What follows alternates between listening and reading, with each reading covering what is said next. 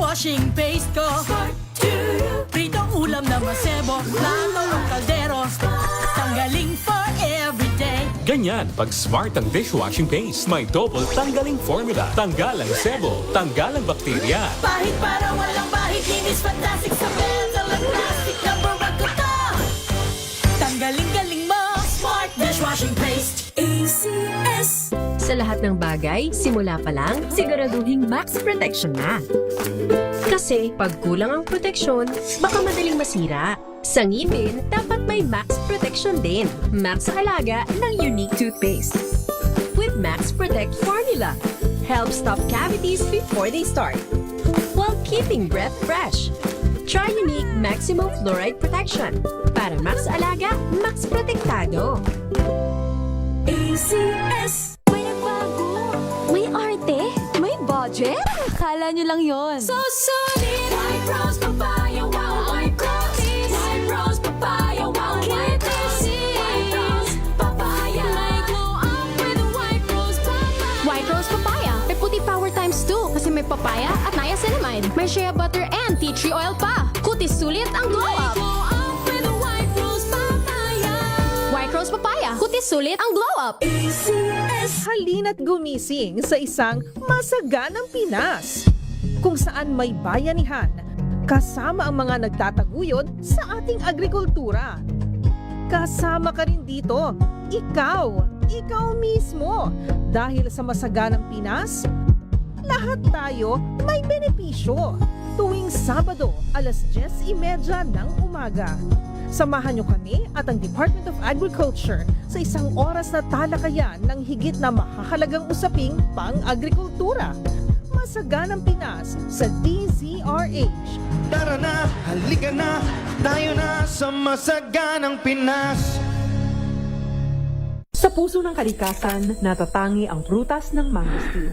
Ito ay nagtataglay ng antioxidant compounds na alpha, beta at gamma mangosteen. Ang MX3 capsule ay isang food supplement na gawa sa natural na mangosteen. Ito ay tested and proven to help avoid knee joint pain discomfort para iwas-iwas sa sakit with long-term supplementation 2 capsules daily. MX3 capsule, tunay, natural at original. Mahalagang paalala, ang MX3 capsule ay hindi gamot at hindi dapat gamiting panggamot sa anumang uri ng sakit.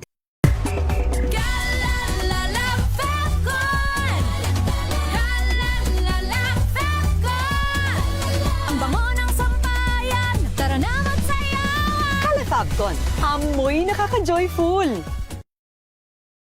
Araw-araw, iba't ibang mga bagay na dapat pagtagumpayan.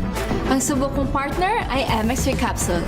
Research-based na tested and proven. Helps avoid pain discomfort. Iwas-iwas sa sakit. Kailangan lang na long-term ang pag-inom 2 capsules araw-araw. Kasabay ng proper diet and exercise. I am able to make it with the right partner. MX3, dito ako believe. Mahalagang paalala, ang MX3 capsule ay hindi gamot at hindi dapat gamiting panggamot sa anumang uri ng sakit.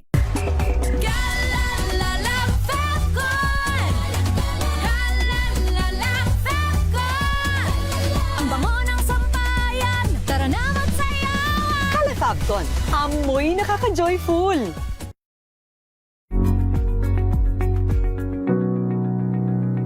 This portion is brought to you by ACS Manufacturing Corporation, ISO certified, maker of world-class quality Pride detergent. Sa paglipas ng panahon, kasabay nito ang patuloy na ebolusyon ng teknolohiya at isa sa itunuturing na pinakamalaking breakthrough dito ay ang paglaganap ng Artificial Intelligence o AI. Ngunit dahil sa kakayahan nitong tapatan o lamangan ang mga tao sa maraming bagay, marami ang kumakalat na mga haka-haka tungkol sa tunay na kapasidad nito. Bagay na pinasinungalingan ni Bernard Marr, isang world-renowned futurist.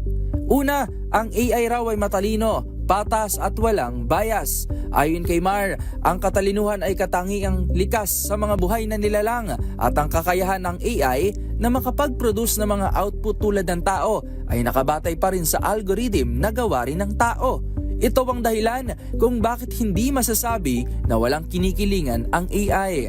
Halimbawa na lang sa Amerika, gumagamit sila ng AI para makatulong sa pag-predict ng pattern ng mga krimen, maging sa pagbuo ng mga hatol. Sa katunayan, lumalabas sa pagsusuri ng New York-based journalism entity na ProPublica na mas may pagkiling ang AI sa white people kumpara sa Afro-American population.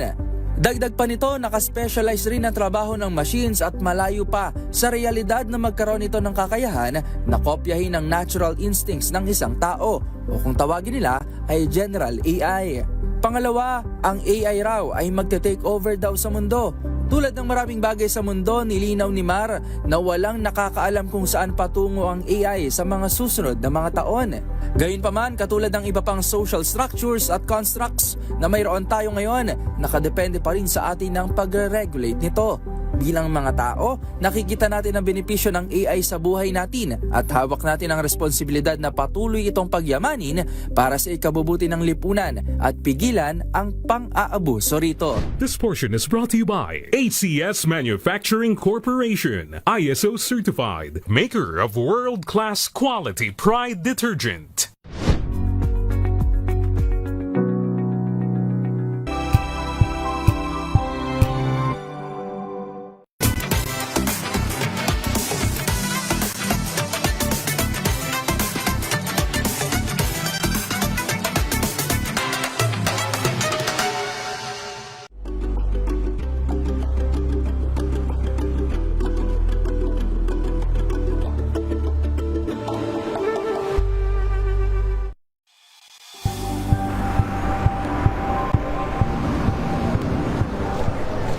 Pa rin ang ating mga eksperto. Dito lang.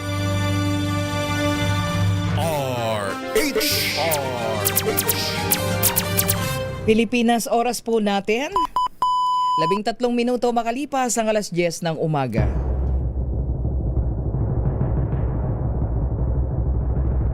And the Golden Dove for Best Public Service Program Host goes to May Binohan, DCRH. Ito na ang 28th KBP Golden Dove Awardee Best Public Service Program Host, ang Wonder Woman ng Public Service, si May Binauhan. Ang programang naging panatana, ang pagsuporta sa lahat ng Pilipino saan man sa mundo sa napakaraming taon. Ang programang nakatatak na sa bawat isip at puso ng Pilipino. DZRH, Operation Tulong. Kasama ang Wonder Woman ng lahat, si Miss May Binauhan, ang tulungang may kasamang balitaan.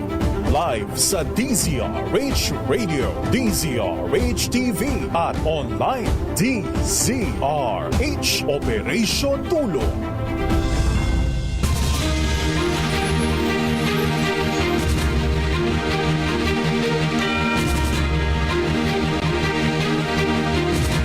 Magandang Happy Tuesday morning.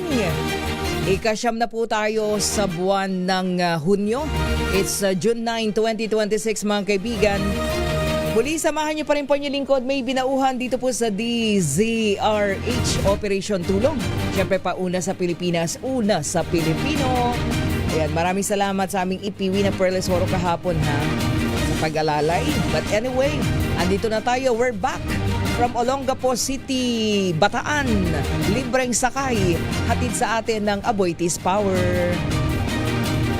Kaya ngayong umagang ito, hataw na tayo ha, marami tayong dapat tutukan. Alam natin, marami naman talagang balita sa ating kapaligiran, maraming naging ganap. May trahedya na nangyari dyan sa ating mga kababayan sa may bahagi ng Mindanao, nakakalungkot man. Nandun tayo kahapon pero ang ating puso, no, from of course DCRH Operation Tulong ay yung ating timpalugaw kahapon, meron tayong iba kasama sa kanila, talagang naku yung ating mga kababayan kailangan ng makakain yung kagad no. So ngayong araw na ito mga kaibigan, again maraming salamat po sa Aboitiz Power at muli po tayong nakapaghatid ng libreng sakay. Partikular, unang-una as early as 5:20 in the morning kahapon dyan po sa Blue and Yellow Jeep Terminal sa may barangay West Bahak-Bahak, no? 18th Street, West Bahak-Bahak, Olongapo City. At yan po sa may bahagi po ng Mariveles, Bataan. Particular, of course, pasalamatan natin ang Mariveles Freeport area ng Bataan, no? Barangay Balon, and then going to Malaya, PUP, no? Philippine Polytechnic University of the Philippines, dyan po sa Mariveles. Ayan, nakasama natin yung mga estudyante. Nakapaglibreng sakay po tayo kahapon sa ating mga mag-aaral at syempre mga manggagawa. Kaya tayo po'y natutuwa, ano? Kaya aabangan nyo po lagi yan dahil ngayong umagang ito ihahatid na sa atin ang ating Team Operation Tulong Iza Gabriel. Yung ating libreng sakay, hatid ng Aboitiz Power at syempre ng DZRH Operation Tulong dyan po sa Olongapo City at maging dyan po sa Mariveles, Bataan. Iza, good morning. Yes, Miss May, no? Isang magandang umaga sa inyo dyan sa studio. At kahapon nga, Miss May, ay matagumpay na naman nating naisagawa ang isang libreng sakay. Siyempre, hatid pa rin sa atin ang Aboitiz Power kasama ang DZRH Operation Tulong sa Olongapo City at Mariveles, Bataan. Miss May, katulad nga na nabanggit mo kanina, no, ay bandang alas 6 ng umaga noong magsimula tayo na magkaroon. Bago mag 6 o'clock, as early as 5:20 in the morning, nandyan na tayo sa area sa West Bahak-Bahak. Yes, Miss May. At nung umaga nga na iyon, no, ay marami na tayo agad na mga kababayan na naservisyohan ng ating libreng sakay. At karamihan nga sa mga ito ay ang ating mga estudyante at mga guro mula sa Olongapo City na siyang sumalubong, no, o papasok sa kanilang mga paaralan para na rin sa unang araw ng eskwela kahapon Lunes, araw June 8. At kasabay nito, Miss May, no, hindi lang basta mga estudyante at guro ang ating naserbisyuhan ng ating libreng sakay sa Olongapo City dahil maski yung mga manggagawa natin ay talaga namang labis yung pasasalamat, no, dahil ika nga nila, no, doon sa pamasahe na kanilang dapat ibabayad sa mga jeep na kanilang sasakyan ay magagamit pa raw nila sa pangkain at iba pang panggastos nila para sa araw na iyon.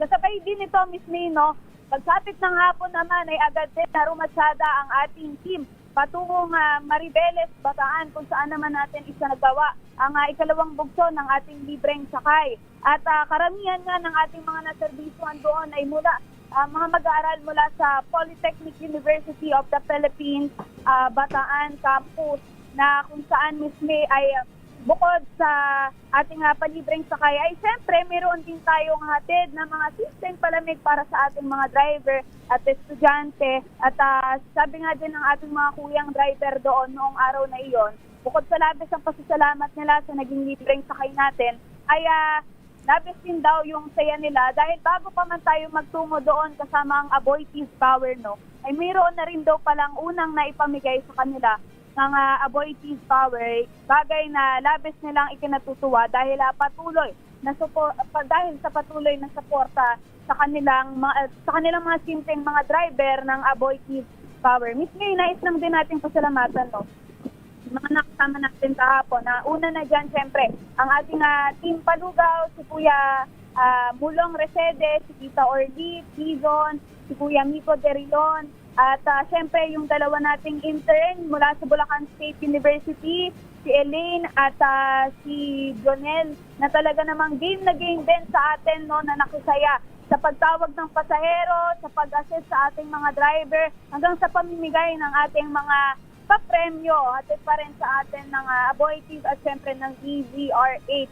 Kasabay din nito, Miss May, no, ay may mga super din tayo na mga nakasama, kaya naman mula po sa ating team sa DZRH Operation Tulong ay talaga namang labis po ang pasasalamat natin dahil hindi natin may sasakatuparan ng isang libreng sakay kung hindi rin dahil sa ating mga masisipag na super mula sa Olongapo City at Mariveles, Bataan. At siyempre, Miss May, nais din natin pasalamatan ang nagsilbi nating tawag dito piloto noong araw na iyan, si Kuya Ariel, na siyang game na game din, no, walang pagod na humataw ng biyahe mula Olongapo hanggang Bataan. At ang ating mga Operation Tulong members mula sa Olongapo City, si Ate Mary Grace at ang kanyang asawa, At siyempre, ang partner din mula sa Bataan, ang ating napakahusay din na reporter dyan, si Danny Comilang at ang kanyang asawa. Miss May, natapos nga ang ating libreng sakay kahapon, mga bandang 5:00 na ng hapon dahil hinintay din natin yung mga estudyante para kahit papaano ay masulit nila ang libreng sakay hatid pa rin ng Aboitiz Tower kasama ang DZRH Operation Tulong. Ito pa rin yung kabuuan ng mga pasahero na ating napasakay ay I think ilan yon? Kulang-kulang 200. Yung mga pasahero both Olongapo City we have 106 and then Bataan. Sa Bataan, Miss May, naka-78 tayo ng mga pasahero.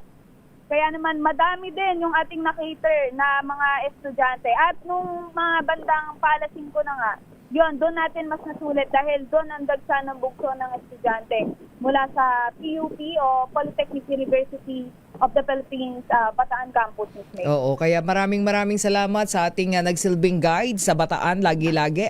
Ang ating couple, dati nating mga team leader yan sa Bataan Communication Operation Tulong. Si Danny at si Marivic Kumilang, yung kanyang buong family, all out, no? Na habang tayo ay nag-aantabay for Bataan, nagiging nagiging tawag nito, halfway home natin yung kanilang tahanan, napakagandang tahanan. Maraming salamat sa pag-accommodate dahil alam mo naman ang panahon ay napakainit tapos biglang umuulan, kaya tayo nagpapasalamat sa ating couple, Danny and Marivic Kumilang. Thank you very much sa inyong napakainit na pagtanggap sa buong team. Talagang yung bahay nila ay bukas para sa atin. Thank you so much and God bless. Ayan, so natutuwa tayo again. Maraming salamat, Aboitiz Power. Maraming salamat po at talaga naman kilala kayo sa mga area na yan, Olongapo and Bataan na bilang kanilang provider. Maraming salamat po. Iza? Yes, Miss May. At kasabay din pala ng ating libreng sakay ay nakapaghatid din tayo ng kaunting regalo sa ating mga tsuper. 8 tsuper ang maswerte nating nabigyan ng ating sorpresa mula pa rin sa DZRH Operation Tulong. Malaking bagay para kahit papaano, bukod sa parang boundary na rin na naibigay natin sa kanila, ay mayroon din silang uwi sa kanilang misis na maaaring mailatag sa kanilang hapag. Ito pa rin si Iza Gabriel para sa DZRH, una sa Pilipinas, una. Ayan, maraming salamat po. Maraming salamat Iza Gabriel at sa buong team Operation Tulong. Thank you very much. Maraming salamat. At syempre, abangan po ninyo ang susunod na Operation Tulong Libreng Sakay. Ayan, makinig lamang po kayo dito sa amin sa DZRH, Malaman ninyo kung saan po ang susunod na activation ng ating Operation Tulong Libreng Sakay ng Aboitiz Power. At syempre po, ng DZRH Operation Tulong sa pamamagitan po ng MBC Media Group, Manila Broadcasting Company. Kaya maraming salamat po. At sa lahat po ng ating mga beneficiary, thank you very much sa pagkilala at pakikiisa. At sa lahat po ng ating mga nakapartner. Si Kuyang Danny Kumilang, merong isang partner na nakalimutan tayo, Iza. I think, anong pangalan yan? Oo, yung nag-connect sa atin, diyan sa lalawigan din ng Bataan, sa pamamagitan po ng Mafabam, Mariveles, Freeport area of Bataan, Balon and Malaya, kasi nagpunta tayo ng Porto Terminal dyan sa Balon and then dumiretso tayo dun sa Malaya kung saan naroon yung mga estudyante. Ang kanilang president po, Sir Woody Castillo, at ang kanilang, ang umalalay sa atin, ang secretary, si Sir Marlon Manuel. Ayan, thank you so much sa inyo pong lahat. At batiin ko lang si Kuyang Jose de Jesus diyan sa Malaya, Mariveles, Bataan sa loob po nung PUP compound. Ayan, lagi daw siya nakikinig at nakatutok sa atin. Nandun siya kahapon. Maraming salamat po sa pagtitiwala sa amin. Mga kaibigan, standby. Oras natin 26 na minuto makalipas po 10:00 ng umaga. Babalik po tayo at syempre meron pa rin po tayong pasyenteng sikapin nating matulungan. DZRH Operation Tulong.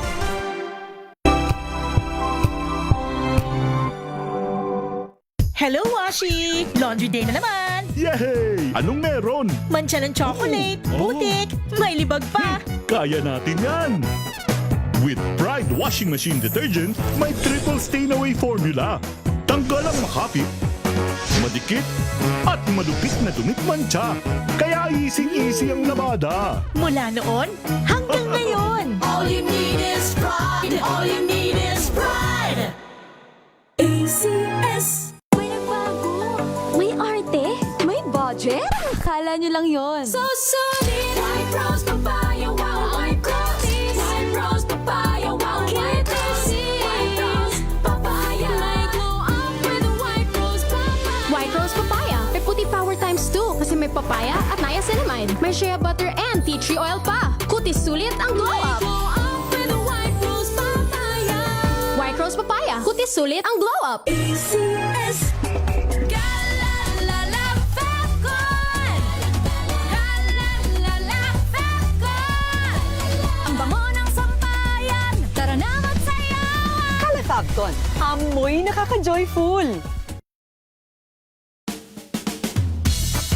Jiggy Manikad po. Bilang isang broadcaster, mahalaga sa akin ang tamang impormasyon. Sa lahat ng bagay, kahit sa food supplement, mapanuri ako. Kaya dito ako sa subok ng MX3 capsule. Ito'y may alpha, beta at gamma mangosteen. Para sa akin, sigurado ako sa MX3 capsule. Dito ako believe. Mahalagang paalala, ang MX3 capsule ay hindi gamot at hindi dapat gamiting panggamot sa anumang uri ng sakit. Galalala Fapcon. Galalala Fapcon. Ang bango ng sampayan. Tara na magsayawan. Kalafabcon, amoy nakaka-joyful.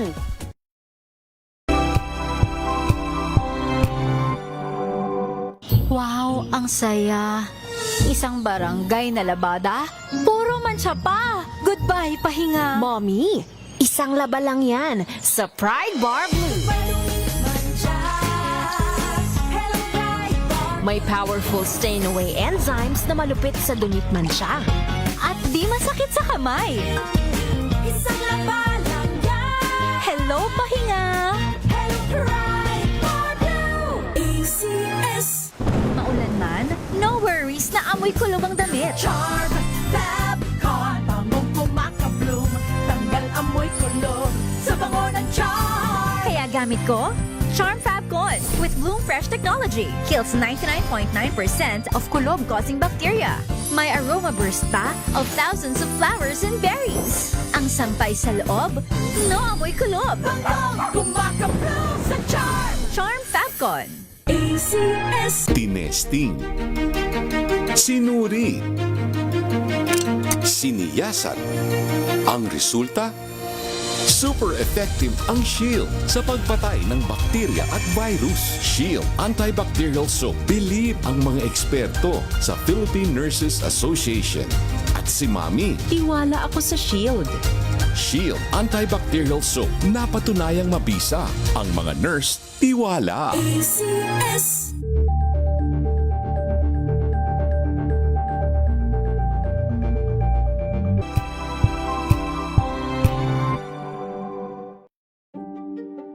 Buklatin ang mga pahina. Pakinggan ang boses ng lipunan. Tunghayan ang mga issue mula sa ibang katayuan. Nakakalungkot kasi deserve ba namin ng ganito? Na hindi nila alam kung ano talaga yung kanilang mga karapatan. Yung gobyerno, tinulungan nila yung kanilang magsasaka. Pinapatahimik tayong lahat using various laws. Through education, kayang-kaya nating baguhin yung ganitong klaseng pag-iisip. Isang kwento, iba't ibang anggulo. Dito, sa Point of View. Good Better News. Una sa Pilipinas, una sa Pilipinas. NBS, Trending and Viral Show. Nakahanda sa ating balitan mga kaibigan sa Rapido Hataw. Public Service Hour. Siyempre pa, una sa Pilipinas. Una Yan ang kabuuan natin palatuntunan ng break time. Sabay niyo na po ang mga balita at talakayan sa Balansyado. Maraming Ito ay bunsod ng naitalang 17 individual na ang kanilang naaresto. Ang Metro Manila Development Authority o MMDA ang No Contact Apprehension Policy o NCAP sa Metro Manila. Sa ang ilang mga dokumento ay peke. Hindi rin legal ang employment na ipinangako sa kanila. Sa mata ng batas, mananagot ang sangkot at may sala. Dahil sa bawat paglabag, may karampatang parusa. Alamin ang mga pananagutan sa likod ng mga bawal dito sa Hoy! Bawal Yan! Tuwing Sabado, alas 11:30 ng umaga. Dito lang sa DZRH TV.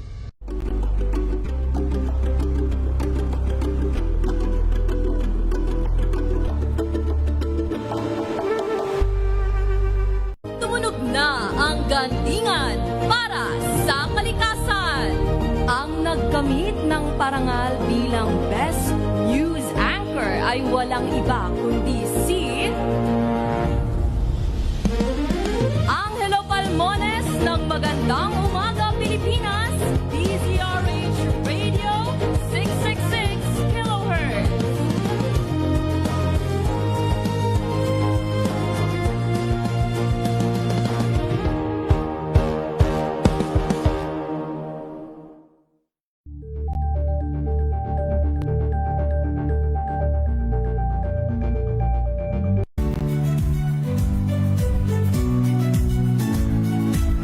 Magandang araw mga kaibigan. Ito po ang inyong balerina ng bayan, si Lisa Makuha Elizalde, na nag-aanyaya sa inyong samahan kami at ang aming mga espesyal na panauhin para sa kalahating oras ng masayang kwentuhan sa aming programang Art to Art, kung saan ang usapang sining at kultura ay para sa lahat. Huwag kaliligtaan, tuwing linggo, alas 3:30 ng hapon, dito lamang sa DZRH Radio, DZRH TV, at via online streaming.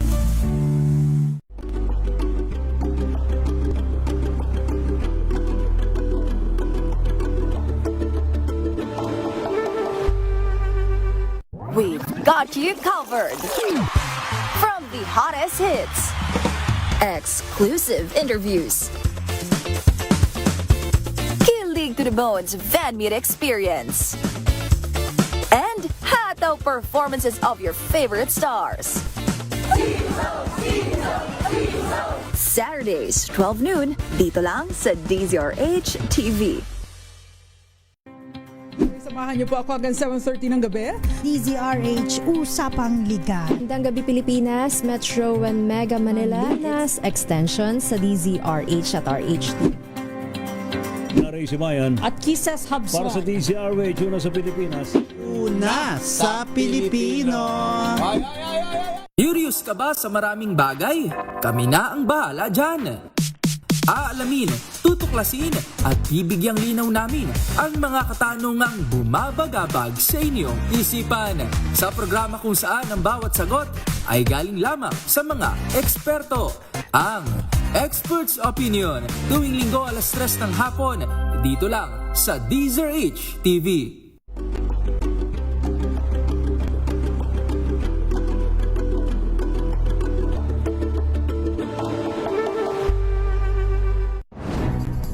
Good vibes ang hanap mo?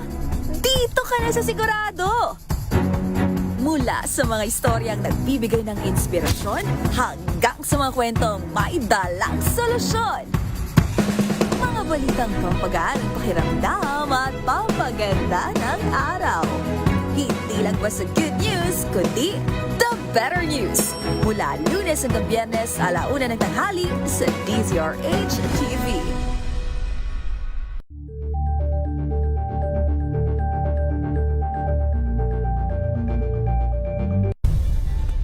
Nagsimula sa pangarap hanggang sa maabot ang tagumpay.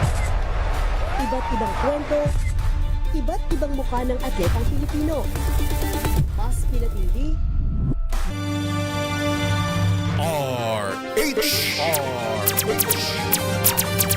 Direktang tulungan at balitaan kasama si Miss May Pinahuhan sa DZRH Operation Tulong. Mga kaibigan, oras po natin, 35 minuto makalipas ang alas 10 ng umaga. Standby lang sa ating pasyente ha. But anyway, sabi ni Karemo Dumangkas, may sabi niya hanggang ngayon, may mga pagyanig pa rin na nararamdaman sa Sarangani at Jensan. Sabi daw nung kanyang mga kamag-anak.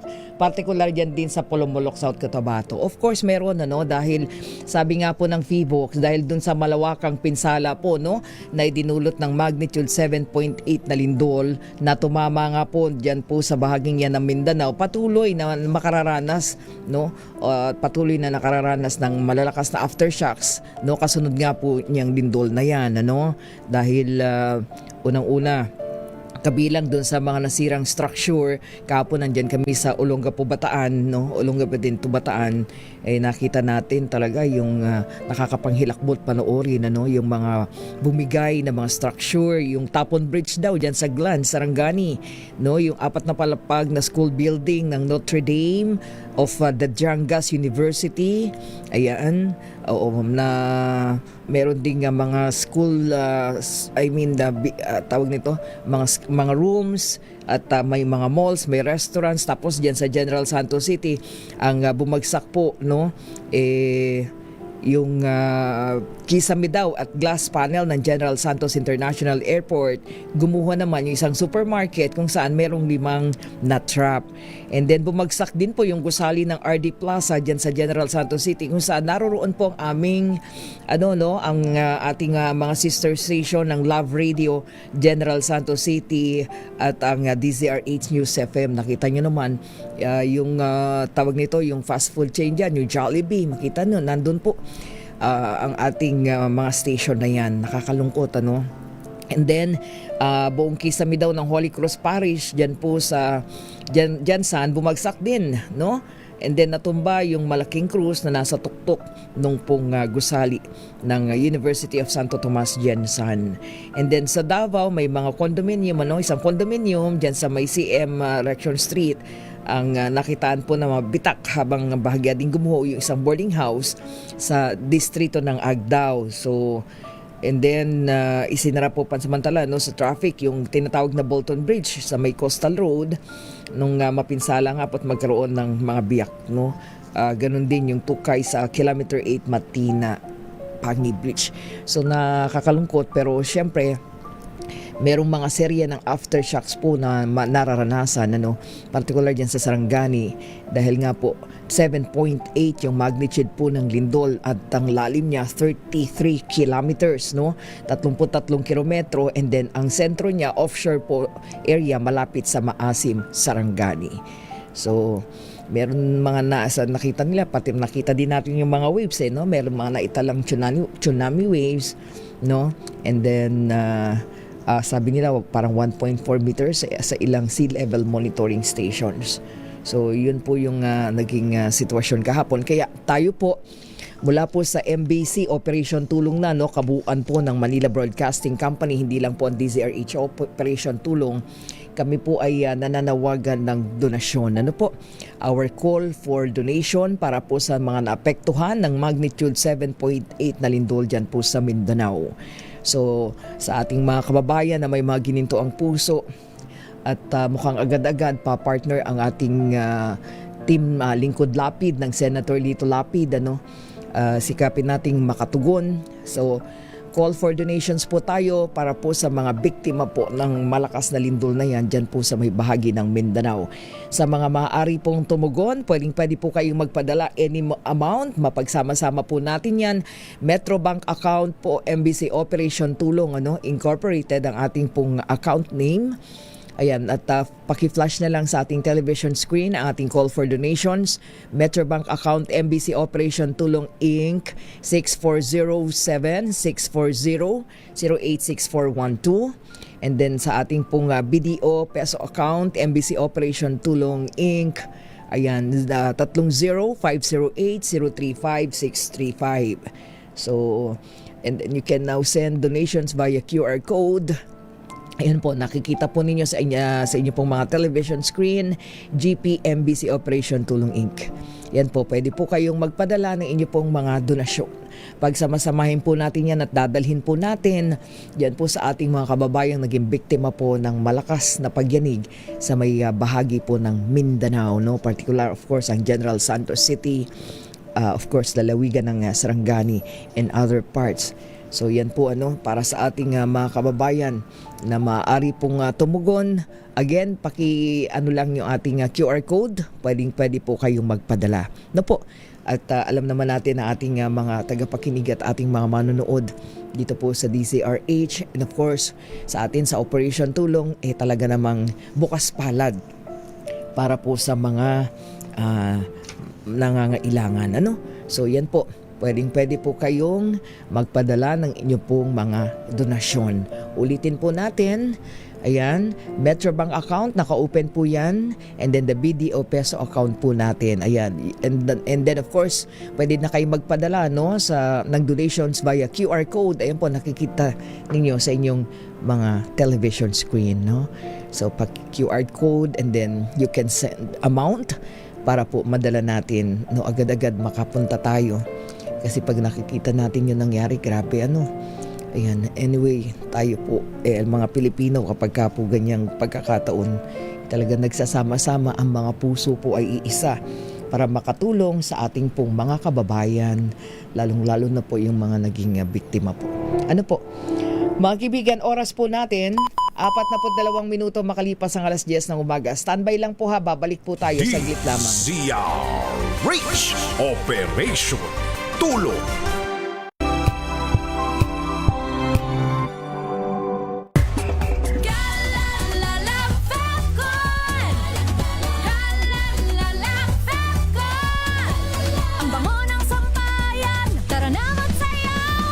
Fabcon, amoy nakaka-joyful.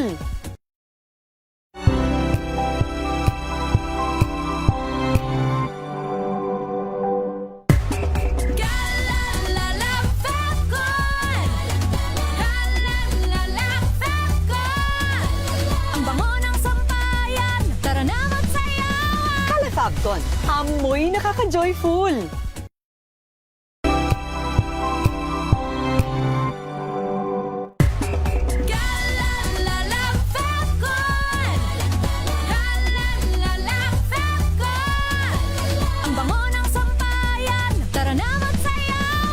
Fabcon, amoy nakaka-joyful.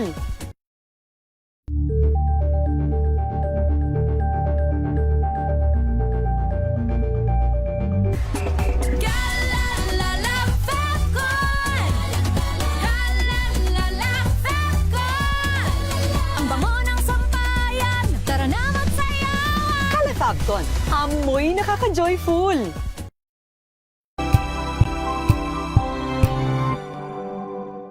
Maagang balitaan, maagang usapan sa mga issue at balita. Kasama si Kuya Angelo Palmones sa Magandang Umaga Pilipinas. Mula Lunes hanggang Biyernes.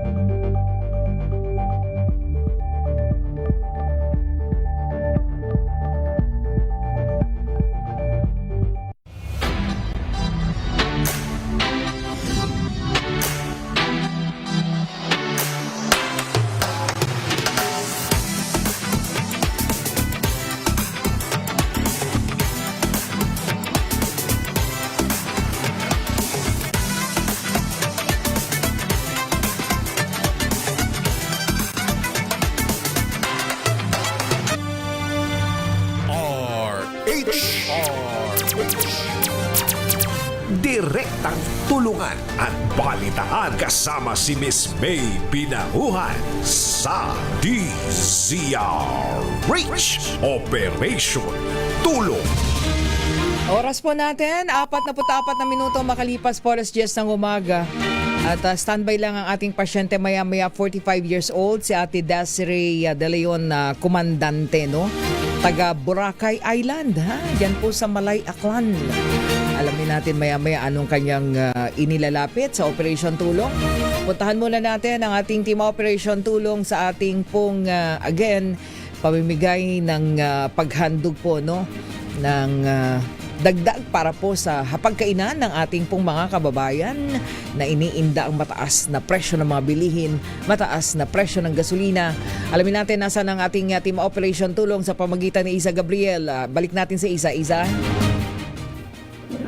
Yes, Miss May, isang magandang umaga mula dito sa Libertad, Pasay City. At ngayong umaga ay makakasama natin ang ating mga toda mula sa RBL Toda dito. Kaway-kaway po kay Miss May. Ayan, kasama natin ngayong umaga ang kanilang presidente, si Kuya Kari, si Kuya Robert, Kuya Limbel po. Kuya Limbel. Ayan. Eto, kausapin na si Pres. Pres, kumusta? Ngayong balik eskwela na, kumusta po ang ratsyada ng ating biyahe? Sa ngayon po, medyo gumanda-ganda na rin ang biyahe namin kaysa nung mga nakaraan. Wala talaga kaming biyahe kasi wala pasok ang eskwela. Pero sa ngayon po, okay na po. Na kumikita na rin kahit pa paano. Ngayong umaga ba? Nasa kalahati na ba tayo ng boundary? Meron na po, meron ng boundary. Meron na. Opo, pang gastos na lang sa bahay po. Yun na lang po ang hinahanap ko para may maiuwi sa bahay. Tama-tama yan, Asa, yung panggastos daw sa bahay. Ayan na, iuwi na yan ni Kuya dahil yan ay pandagdag sa hapagkainan. Meron niyang bigas, meron mga dilata. Yes, Miss May. Eto na nga, Miss May. Pamigay na natin itong ating regalo ngayong araw sa ating mga tricycle driver para kahit pa paano ay makapagmaneho pa sila at makapagsakay pa ng mas maraming pasahero para bukod sa may panglapag na kayo sa inyong hapag, ay syempre may dagdag pang bayad na ng kuryente at panggastusin ng mga anak. Ito po, ang konting groceries mula po sa DZRH Operation Tulong. Ito po, Kuyang Opsia. Ito po. Ay, sorry po. Ito po, Naku, tuwan-tuwa si Kuya. Nagpapasalamat po ako sa DZRH kasi po hindi na namin ito biyahe pa. Meron na po kaming pang-uwi sa bahay. Maraming salamat po. Kayo Kuya, baka may gusto kayong sabihin. Maraming po salamat po sa DZRH po. Dahil po sa binigay niyo sa amin, meron na po kaming pangdagdag sa namin sa bahay dahil minsan sa biyahe namin ay alanganin din po minsan ang biyahe namin po. Konti lang din po. Maraming salamat po. Maraming salamat po sa DZRH. Malaking tulong po ito sa amin, malaking bagay ito kasi itong pambaon ng mga estudyante sa sweet tsaka kape. Meron na po kaming may uwi sa aming bahay. Salamat po. Ayan, Miss May, at magpapatuloy nga ang ating biyahe ngayong araw. Dito pa rin sa Libertad, Pasay City. Ito pa rin si Aza Gabriel para sa DZRH. Una sa Pilipinas, una sa Pilipinas. Maraming salamat, Asa Gabriel, ating team Operation Tulong. Ayan ha. Kasi kahit muntima niya, pagbiyahe nila, meron na silang pansaing. Meron pang pangulam. Di po ba? So maraming salamat sa ating MBC Operation Tulong. Thank you so much. Sa ating mga big boss na laging nandyan. Okay mga kaibigan, ngayon naman puntahan na natin yung ating pasyente. Alamin natin ha. Ang ating pong pasyente ay ulitin natin, 45 years old si Ate Desiree Comandante. Taga Boracay Island, Malay Aklan. Si Ate Desiree po isang PWD single mother, isang waitress po sa Boracay. Meron po siyang 13 years old na anak, lalaki, kasama niya po dyan. And then, nung pong April 8, 2026, na-aksidente po si Ate Desiree. Nasagasaan ng isang tricycle. Dinala po sa ospital, dyan po sa Boracay. Wala pong ICU po walang intensive care unit for operation dyan po sa ospital. Kaya nagtawag po o naghanap ng mga staff na na tumawag pala yung ospital sa iba para nang sa ganun mailipat si Ate Desiree. Pero wala pong available kasi na ICU, And then, kapunta po sila sa ospital na meron pong kompletong kagamitan. Pero alam niyo na, pagka ganun, private. So, wala pong kasamang kamag-anak si Ate Desiree, kaya ibang tao po o ang tricycle driver na nakabangga din na nagdala sa kanya, nagsugod sa ospital nung mangyari po yung aksidente. And then, nung pong nailipat siya para maoperahan agad. And then, 6:30 po ng umaga, inilipat na po ng ospital si Ate Desiree at nagawa yung operation. So, surgical procedure po yung ginawa. And then, successful naman po yung operasyon. Pero, yung pong kanyang right skull, yung kanyang brain o yung skull, yung utak, sabi ng doktor, hanggang June 8, pwedeng maibalik yung right skull. Pero wala silang kakayahan sa iba pa mga gastusin. So magdadalawang buwan na si Ate Desiree na nasa ospital, nasa maayos siyang kalagayan. Ang kailangan lang gamot at syempre yung pambayad, no, yung para sa kanyang hospital bill. And then April 11, nito pong taon na to, nakatanggap ng donasyon si Ate Dirty, yung pong kapatid ni Ate Desiree, no, galing sa mga taong nakapakinig, nakabasa ng panawagan sa Facebook, and then para makapunta yung pamilya ni Ate Desiree, no, hindi sapat yung natanggap nilang donasyon para doon. Kaya eto po, lumalapit si Ate Dirty, komandante, ang kapatid po ni Ate Desiree. Ate Dirty, magandang umaga. Good morning. Morning po. Oo. Una muna, kumusta si Desiree ngayon? Ngayon po, may bago po kami sa inyo kasi naging busy po kami nitong mga nakaraan, lalo na po sa arraignment ng kaso.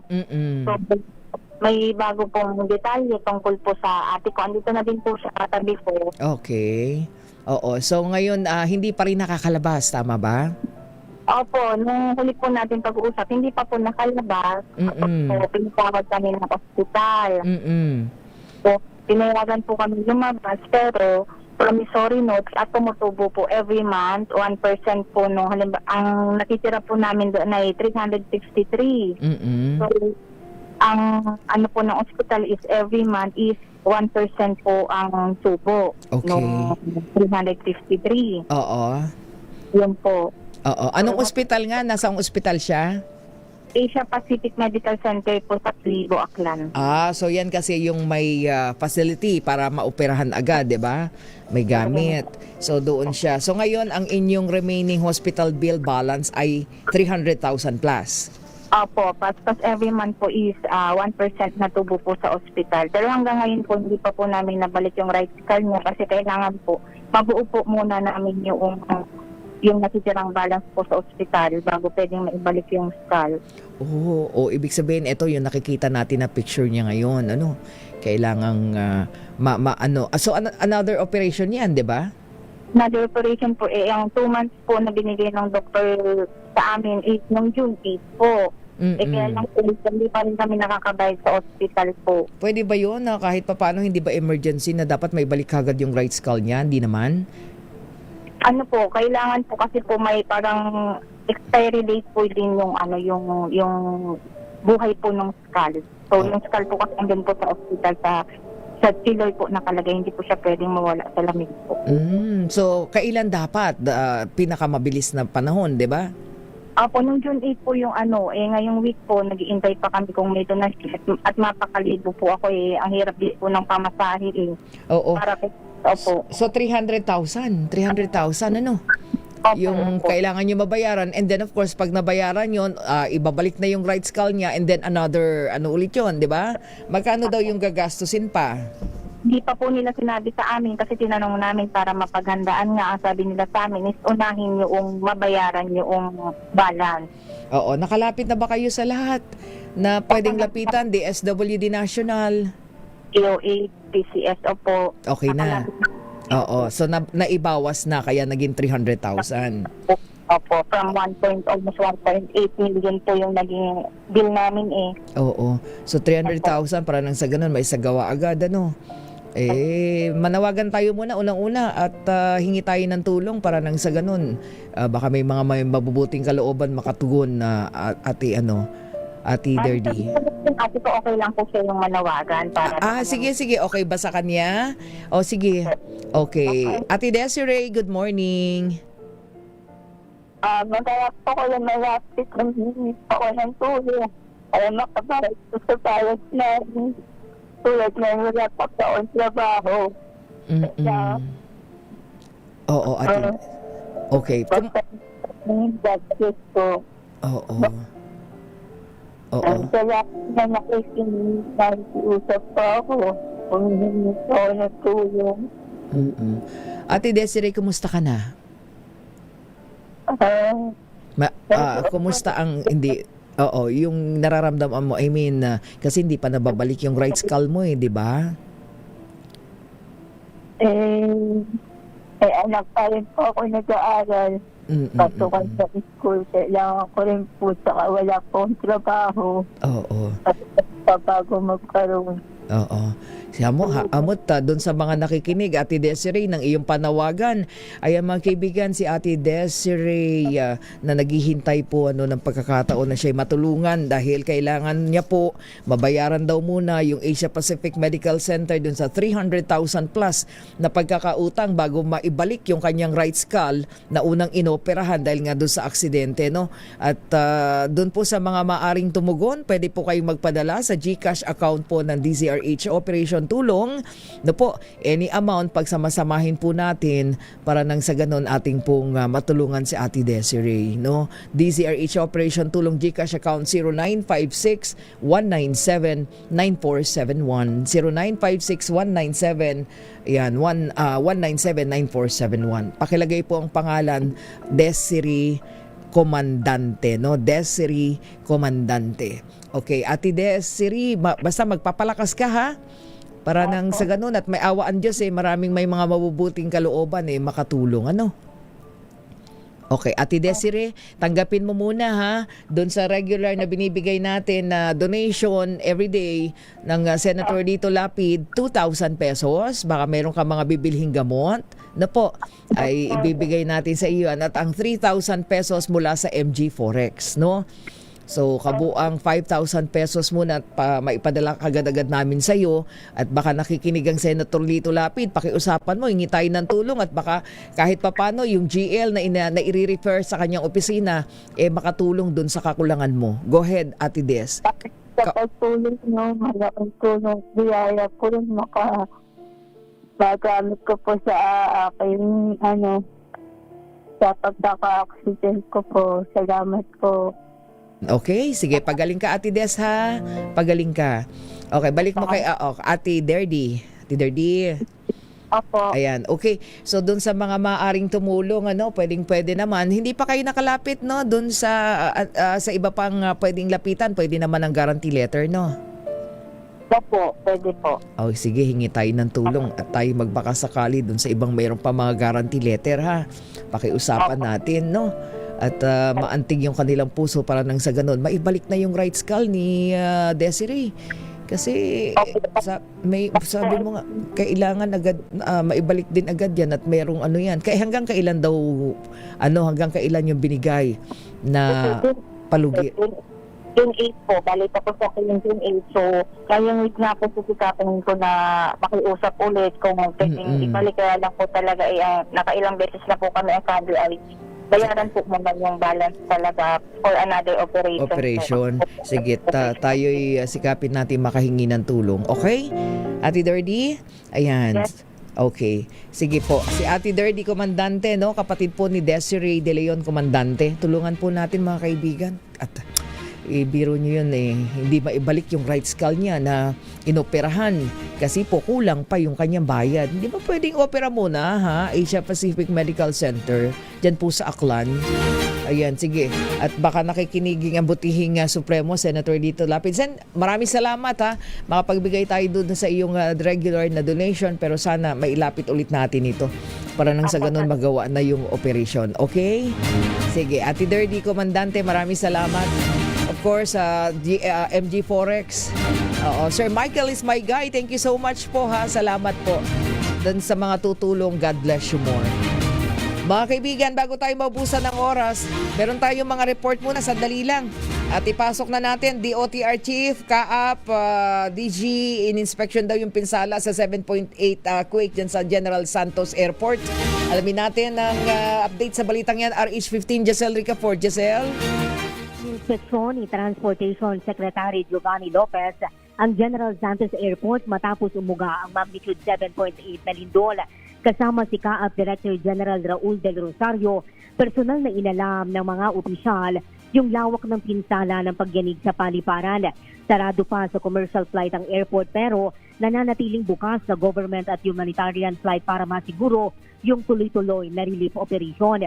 Una nang ipinag-utos ng kalihim yung pagbawi sa suspensyon sa airport operation para payagan yung military aircraft, government at humanitarian flights sa Jansan Airport kahapon ng hapon. Layon daw nitong agad na makarating sa mga nilindol na lugar doon yung tulong mula sa gobyerno salig sa utos ng Pangulong Bongbong Marcos Jr. Samantala, 63 flight yung apektado ng pag-uga. Karamihan sa mga ito yung mula at patungo sa General Santos City ngayong araw.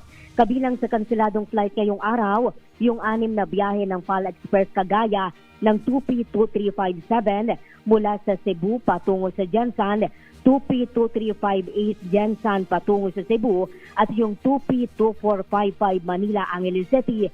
Pinapayuhan naman yung mga apektadong pasahero na makipag-ugnayan sa kanilang mga airline para sa refund o rebooking. Ito si Giselle Ricafort para sa DZRH, una sa Pilipinas, una sa Pilipino. Thank you, Giselle. At sa kaugnay pa ring balita, punta tayo sa DPWH Region 12. Ini-inspeksyon na daw po yung mga kalsada dyan sa Jensan at mga karatig bayan sa South Cotabato na napektuhan po ng lindol. RH19, Jun Di Makutak sa detalye. Kung Jun. Yes, ating May at nagsagawa ng ocular inspection sa coastal areas ng Cotabato City at Maguindanao area. Itong Rapid Damage Assessment and Needs Analysis, itong ARDANA team. At meron kasing coastal area itong Cotabato City ating May kung kaya't kahapon kasi nagkaroon ng pag-atras ng tubig after nitong ilang minuto ng lindol. At yung ating makbabayan dito sa may bahagi ng Barangay Kalanganan Mother ay nahintakutan. At may mga trauma pa kasi kami rito ating May sa 1976 na Killer Quake. At sa Jensen naman, itong DPWH 12 ay kasalukuyang in-inspeksyon ng mga kalsada sa South Cotabato. May mga highway nang natapos sa mga inspeksyon ng mga tauhan ng DPWH 12 dito sa South Cotabato at tineklarang passable na sa ating riding public. Ito ay ang Surala Lake Cebu Maitom Road via Sitio Pulusubong, Barangay Lampugon, Lake Cebu, South Cotabato. Sa ating patuloy na pakikipag-ugnayan sa South Cotabato 2nd District Engineering Office ngayong umaga, yung mga damaged national highway ay nilagyan na rin ng mga early warning devices para iwas disgrasya dito sa ating mga riding public.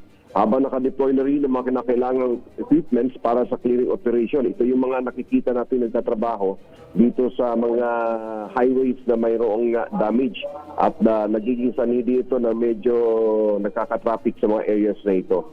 Subalit, passable naman yung mga highways na ito. So batay sa latest update mula sa DPWH Region 12, passable ng lahat ang mga highways na nagkaroon ng sira habang napapatuloy ang monitoring at inspection sa mga tulay. Wala namang damage reported ang Jensan Tibuli Surala Road at ang Maharlika Highway o itong Cotabato Marble Road ay wala ring naitalang damage at nananatiling passable hanggang sa mga oras na ito. At antabayanan lamang mga pinaka-latest update mula sa DPWH Region 12 dahil ongoing pa rin itong kanilang inspection at monitoring, lalong-lalo sa mga tulay na hindi pa naaabot nitong itong team ng DPWH Region 12. Mula rito sa Central Mindanao na makulimlim ang panahon, RH19, Jun Di Makutak, DZRH, una sa Pilipinas, una sa Pilipinas. Maraming salamat Kuyang Jun Di Makutak. Flash Report. Flash Report!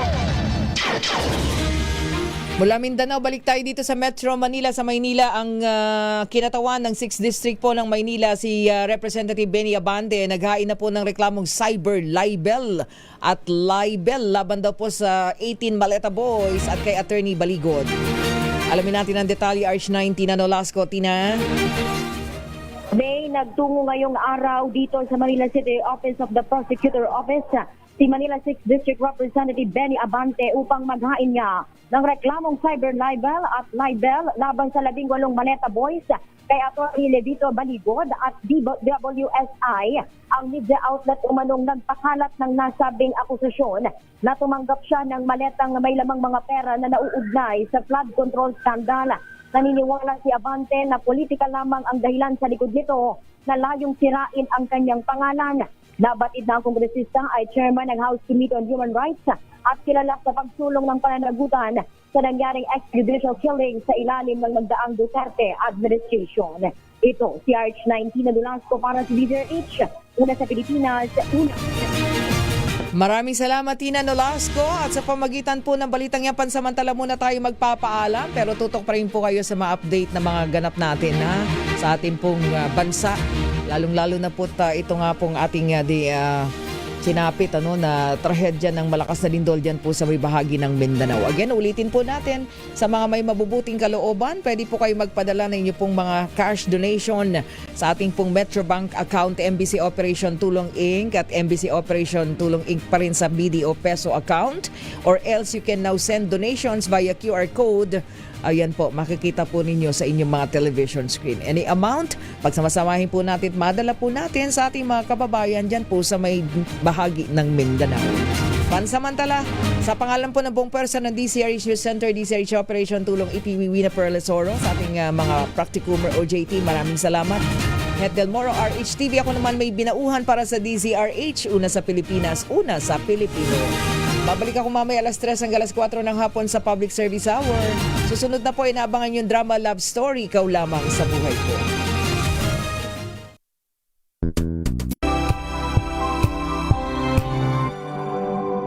Wow, ang saya. Isang barangay na labada, puro mancha pa. Goodbye, pahinga. Mommy,